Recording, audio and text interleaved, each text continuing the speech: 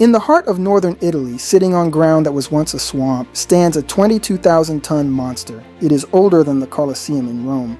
It has survived wars, floods, and an earthquake that flattened everything around it. It has been a hunting ground for gladiators, a home for medieval squatters, a rodeo for American cowboys, and today, it is the largest open-air opera house on the planet. But this stone giant is fighting a new battle. It is sinking, it is crumbling. And every single summer, a small army of engineers has to fight Mother Nature to keep the show going. How did ancient builders 2,000 years ago create a structure that works better than most modern stadiums? And why did a massive steel Christmas star recently smash into the ancient steps, threatening to ruin everything before the 2026 Olympics? We are going deep inside the Arena di Verona to uncover the engineering secrets that keep it standing. From the floating foundation that defied gravity to the acoustic miracle that needs no microphones. This isn't just a pile of old rocks, it is the most indestructible machine ever built. To understand why this building is a miracle, you first have to look at the dirt. Verona sits in a bend of the Adige River. 2,000 years ago, this area was marshy, soft, and unstable. In the construction world, we call this soup. If you build something heavy on soup, it sinks, and the Romans wanted to build heavy. They were planning a structure capable of holding 30,000 people. That was the entire population of the city at the time. It's like building a stadium today that holds 8 million New Yorkers. So, how do you stop a mountain of stone from sinking into the mud? You make it float. The Roman engineers didn't dig deep pylons like we do for skyscrapers today. Instead, they excavated a massive shallow bowl and filled it with a mix of cement, river pebbles, and flint. This created a giant rigid raft about 15 feet thick. Think of it like a lily pad. If you stand on a lily pad, you sink. But if you are a frog, your weight is spread out and you float. The arena is basically a giant stone frog sitting on a concrete lily pad. But the mud wasn't the only enemy. The real killer was water. If rain got trapped inside this bowl, it would turn the arena into a swimming pool. The water would seep into the cracks, freeze in the winter, expand and crack, shatter the stone from the inside out. So, they built a machine under the machine. Beneath the floor where gladiators fought, there is a complex network of drains. These aren't just little pipes, they are massive tunnels, 2 meters high, tall enough for a basketball player to walk through. They slope perfectly towards the river using gravity to flush out the water. This system is so efficient that even today, when a summer storm dumps thousands of gallons of water on the arena, the floor drains it away in minutes. We are talking about 2,000-year-old plumbing that works better than the drain in your shower. For 1,000 years, the floating giant did its job. It hosted beast hunts, executions, and games. But on January 3rd, 1117, the arena faced its boss battle. A massive earthquake, estimated at a magnitude of roughly 7.0, ripped through northern Italy. This wasn't a little rattle. It flattened cathedrals, it toppled towers, and it hit the arena hard. Originally, the arena had a third outer ring, a towering facade of white and pink limestone that stood 30 meters high. That's as tall as a 10-story building. When the earthquake hit, this outer ring took the full force of the shockwave. The limestone blocks, held together by iron clamps and gravity, began to dance. The outer ring collapsed, almost all of it. The rubble became a quarry for the city.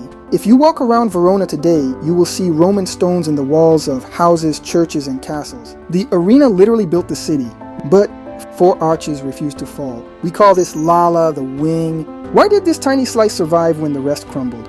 Local legend says the arena was built by demons in a single night as part of a deal with the devil. The story goes that the Virgin Mary stopped the demons before they could finish the outer wall, which is why it looks incomplete, but the engineering truth is even stranger. The earthquake likely moved in a specific wave direction, and the ala happened to be at a node point where the vibration was cancelled out. It was a 1 in a million stroke of luck. Today, that lonely wing stands as a reminder of what we lost, and it acts as a crucial clue for archaeologists trying to figure out how tall this beast originally was. We are only halfway through the life of this stone giant. We still have to talk about how it became a red light district, a cowboy arena, and the site of a modern engineering disaster. If you're enjoying this deep dive into history, hit that like button to help us keep building these documentaries. Now, back to the Dark Ages. After the earthquake, the arena didn't stay empty. It became a slum. In the Middle Ages, the city of Verona didn't see the arena as a monument. they saw it as free real estate. The dark, damp arches, the spaces where rich Romans once bought snacks, were rented out by the city. Who lived there? The outcasts. For centuries, the arena was the city's designated zone for prostitutes. It was a medieval red light district built inside a Roman ruin. Prostitutes were legally required to live there to keep vice contained. But it wasn't just a place to live, it was a place of inspiration. In the early 1300s, a poet named Dante Alighieri was living in Verona, exiled from his home in Florence. You might know him as the guy who wrote the Divine Comedy, the most famous description of hell ever written. Historians believe that when Dante looked at the arena, this massive, crumbling, circular pit, he saw the shape of the underworld. The concentric circles of stone steps going down and down look exactly like his description of the circles of hell. So, when you look at the stadium, you are literally looking at the blueprint for the inferno. And sometimes it really was hell on earth. In 1278, the ruler of Verona, Alberto della Scala, used the arena for a horrific spectacle. He rounded up nearly 200 heretics, people who disagreed with the church, and burned them alive inside the amphitheatre. Imagine the smoke trapped inside that stone bowl. It was a grim reminder that this building was designed for death, not music. Fast forward to the late 1800s. The heretics are gone, the prostitutes are moved out, and the arena is looking for a new purpose. Enter Buffalo Bill.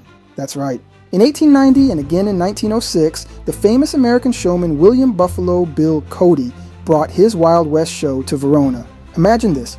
Native American chiefs and American cowboys riding horses across the same sand where Roman gladiators once fought lions. It was a bizarre clash of empires. The Roman Empire meets the American frontier.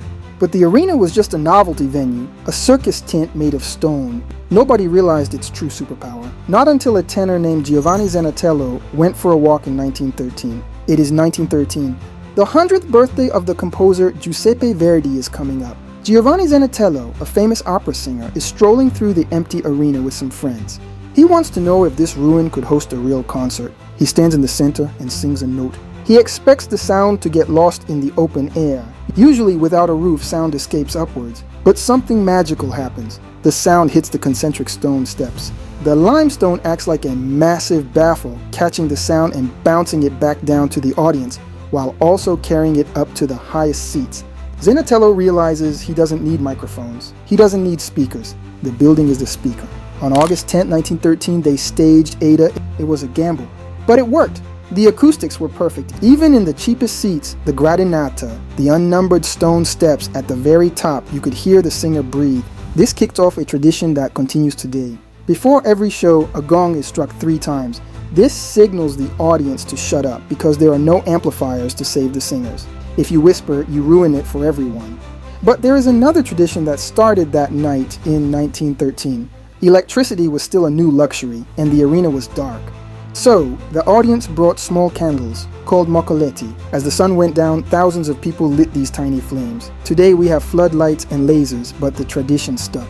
Before the music starts, the lights go out, and 15,000 people light their candles. It turns the dark stone bowl into a glittering sea of stars. It is one of the few times where the audience is just as beautiful as the show.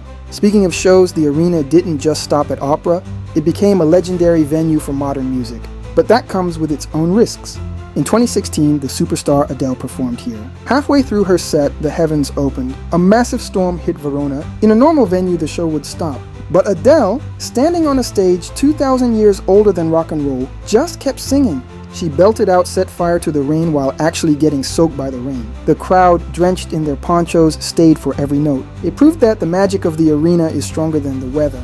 But performing opera outdoors in 2025 is a logistical nightmare. And that brings us to the modern machine. Running the arena today is like playing Tetris with 1,000-pound blocks. First, the sets. They are huge. We're talking 40-foot sphinxes and golden pyramids, but the arena is in the middle of a pedestrian city center. The trucks have to squeeze through medieval gates with inches to spare. Once inside, they can't drill into the floor to secure the sets. That would damage the monument. Everything has to be weighted down with sandbags or counterweights. They are building a temporary city every single night and tearing it down by dawn. And let's talk about the human logistics. An opera like Ada doesn't just need a few singers. It needs an army. We are talking about hundreds of extras known as compas. They dress as soldiers, slaves, and priests. Backstage, it is organized chaos. There are horses, sometimes elephants, and hundreds of people changing costumes in narrow, ancient corridors that were originally designed for gladiators and tigers. It is a miracle that no one gets lost in the labyrinth, but the biggest boss fight is still the rain. Remember, there is no roof. The rules here are brutal. If it rains before the show, they can delay the start by up to 2.5 hours. You sit there on the wet stone waiting. But here's the kicker, the first act rule. If the opera starts and they finish the first act, the show is considered done. If it rains in Act 2, the show stops and you get zero refund. It's a high-stakes gamble between 15,000 spectators and the clouds. Interestingly, the Romans had a solution for this 2,000 years ago that we still haven't figured out today. It was called the velarium. If you look closely at the top of the surviving wing, you can see stone brackets or corbels. In ancient times, these held massive wooden masts. A team of sailors, actual trained sailors from the Roman Navy, would use ropes and pulleys to stretch a giant canvas awning over the crowd. It was the world's first retractable roof. It protected the audience from the brutal Italian sun. Today, engineers are terrified of touching the ancient stone, so we have no roof. The Romans were bold enough to turn a stone building into a sailing ship. We just hand out plastic rain ponchos. And sometimes, the modern equipment fights back. For decades, Verona has displayed a massive steel shooting star at Christmas. The tail shoots out of the arena and lands in the square. It's iconic. But in January 2023, disaster struck. During dismantling, the 78-ton steel base slipped. It smashed into the ancient limestone steps of the caveat. The damage was significant. Chunks of 2,000-year-old stone were pulverized. It was a wake-up call. We are putting heavy industrial steel onto a fragile antique. As a result, in 2024 and 2025, the tail of the star was banned. They replaced it with a beam of light, a ghost of the star. It proved that even the strongest rock has a breaking point. Now the arena is gearing up for its biggest global moment since the Roman Empire. In 2026, it will host the closing ceremony of the Winter Olympics. But wait, winter in an open-air stone bowl? This is the ultimate engineering challenge. The stone steps become dangerously slippery when frozen. The cold can crack the limestone if water gets into the fissures. Engineers are currently working on winterizing a building designed for summer sun. They are sealing cracks, upgrading the electrical grid, and for the first time in history, installing elevators to make the ancient tiers accessible to everyone. There was talk of building a new retractable roof, a controversial $14 million project to cover the arena like a convertible car, trying to recreate what the Romans did with the velarium. But purists hate it. They say it ruins the acoustics and the history. For now, the arena remains open to the sky just as the Romans intended. The Arena di Verona shouldn't exist. The ground was too soft, the earthquake was too strong, the steel star was too heavy. But it's still here. It stands as a testament to the idea that if you build something well enough, it doesn't just survive history, it becomes a stage for it. So, would you risk the first act rule and buy a ticket, or are you saving your money for a roof theater? Let me know in the comments below. And if you want to see more engineering marvels that defy time, make sure you subscribe and click that bell.